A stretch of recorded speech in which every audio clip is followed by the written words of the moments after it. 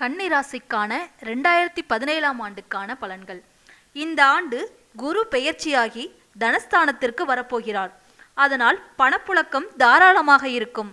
ராகு லாபஸ்தானத்திற்கு செல்கிறார். கேது பஞ்சமஸ்தானத்திற்கு செல்கிறார்.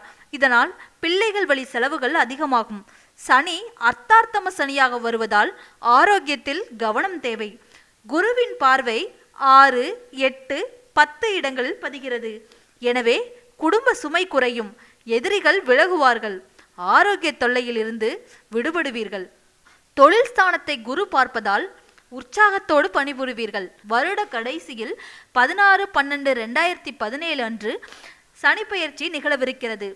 அது உங்களை பொறுத்தவரையில் அர்த்தார்த்தம சனியாக விளங்குகிறது.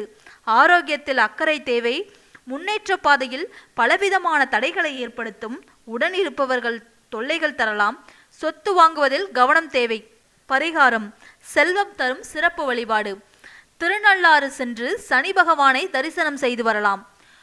புதன்கிழமை தோறும் பெருமாள் வழிபாட்டை மேற்கொள்ளுங்கள். வயதுக்கு ஏற்ப எண்ணிக்கையில் ராமஜெயம் எழுதி வருவது நல்லது. உப்பிளையப்பன் கோயில் சென்று தரிசனம் செய்வதால் உயர்வான வாழ்க்கை அமையும். நன்றி.